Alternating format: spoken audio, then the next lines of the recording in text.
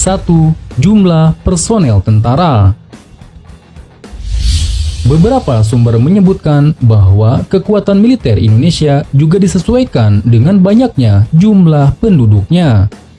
Di Indonesia memiliki total penduduk sekitar 262 juta jiwa.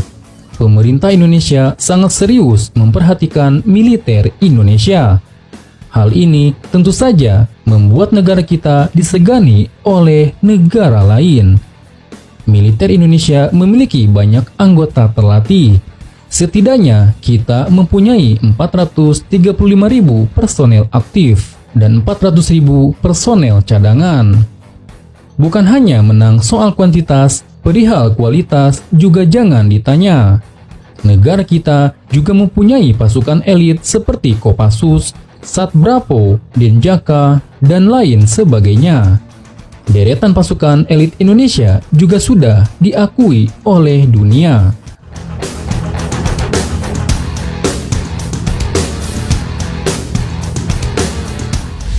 Dua, Angkatan Darat.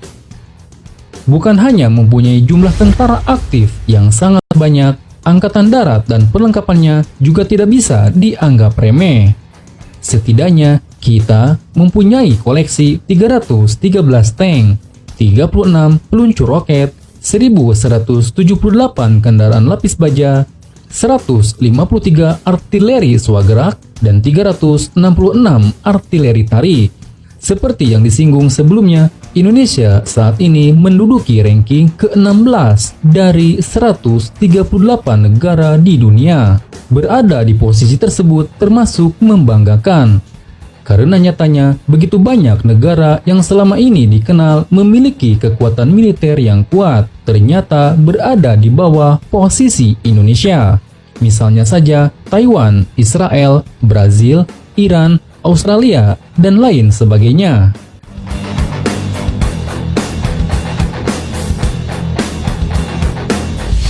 Tiga, Angkatan Udara.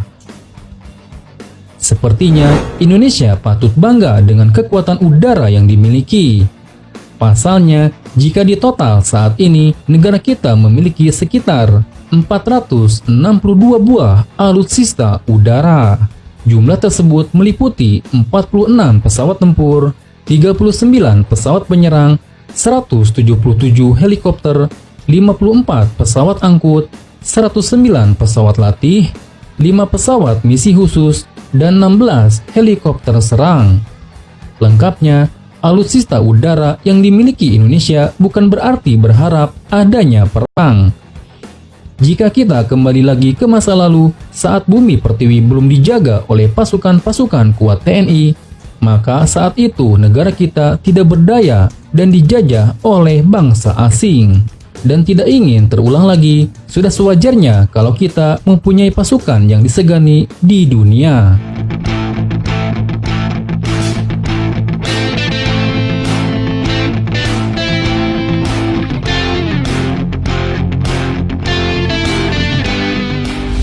Empat, Angkatan Laut. Salah satu yang tidak bisa dipandang remeh adalah Angkatan Laut Indonesia. Saat ini, TNI Angkatan Laut sudah dilengkapi dengan ragam alutsista yang jumlahnya sangat banyak. Di tahun 2020 ini, sampai saat video ini dibuat, Indonesia memiliki 5 buah kapal selam, 156 kapal patroli, 7 unit kapal frigate, dan 24 unit kapal korvet. Kalau di total, setidaknya Indonesia mempunyai sekitar 282 unit alutsista laut. Dan belakangan ini, kapal perang Indonesia makin populer saja di seluruh dunia. Dan saat ini, Indonesia sudah bisa membuat kapal selam sendiri yang spesifikasinya sama dengan Korea Selatan.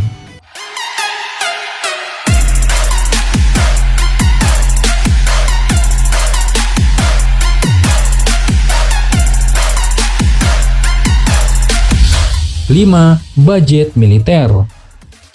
Selain mempunyai kekuatan yang unggul, ternyata Indonesia juga menyisihkan anggaran yang tidak sedikit untuk militer. Soal budget setidaknya sudah disiapkan sekitar 7,6 miliar US dollar. Jumlah yang disiapkan tersebut tentu saja tidak sedikit. Usut punya usut, ternyata anggaran tersebut merupakan angka tertinggi kedua di Asia Tenggara.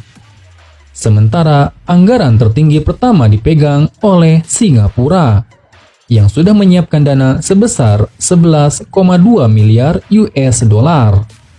Untuk tingkat dunia sendiri, Indonesia menempati urutan ke-31 terbanyak di dunia. Melihat kekuatan militer Indonesia yang punya kedudukan tinggi di dunia, sudah seharusnya kita merasa bangga.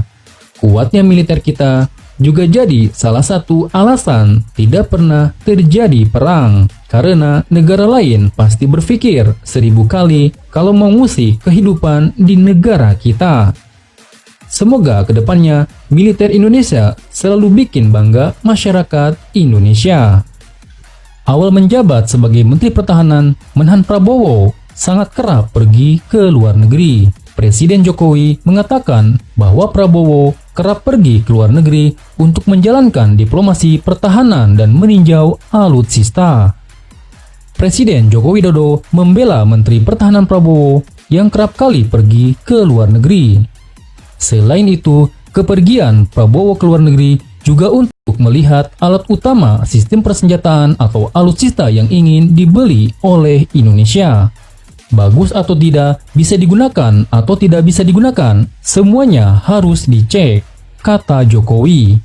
Jokowi menilai pihak-pihak yang mempertanyakan kunjungan Prabowo ke luar negeri belum mengerti soal diplomasi pertahanan.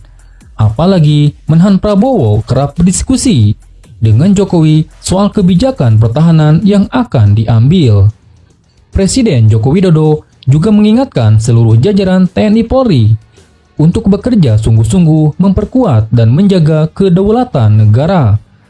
Terlebih, tantangan ke depan semakin berat karena semakin luasnya spektrum konflik di berbagai belahan dunia. Jokowi menyatakan spektrum tersebut mulai dari konflik internal, perang asimetris, gerilya, perang proksi, hingga perang hibrida, baik yang menggabungkan strategi militer dan non-militer, konvensional dan non-konvensional.